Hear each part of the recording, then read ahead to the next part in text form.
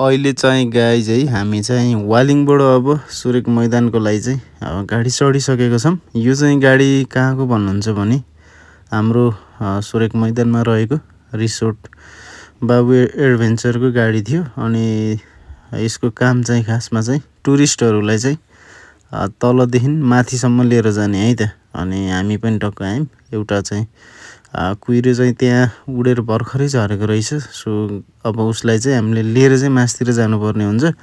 अनि मजासँग चाहिँ देख्न सक्नुहुन्छ उहाँहरूले चाहिँ ग्लाइडरहरू पट्याएर चाहिँ अब झोलामा हालेर चाहिँ मासतिर जानुपर्ने हुन्छ गाइज है। अनि त्यसपछि देख्न सक्नुहुन्छ पुरै यहाँ चाहिँ अफरोड हो के अरे होइन, वालिङदेखि जुस माथिसम्म नै।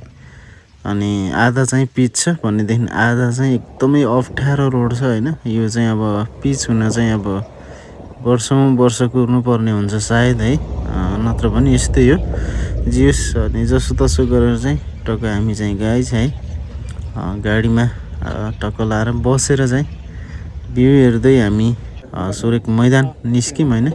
निस्किसकेपछि अहिले चाहिँ देख्न सक्नुहुन्छ यो चाहिँ मैदानको दृश्य हो होइन। एकदमै बवाल छ होइन। यतानिर चाहिँ टक्क लाएर कोही टुरिस्टहरू चाहिँ उड्न लाउनु भएको छ। अनि यतानिर देख्न सक्नुहुन्छ टक्क चाहिँ यो डाँडामा चाहिँ नेपालको झन्डा पनि देख्न सक्नुहुन्छ। अनि हामी चाहिँ एकदमै रमाइलो गरी आयौँ आज चाहिँ होइन। जस वालिङदेखि सुरेक मैदानसम्मको यात्रा एकदमै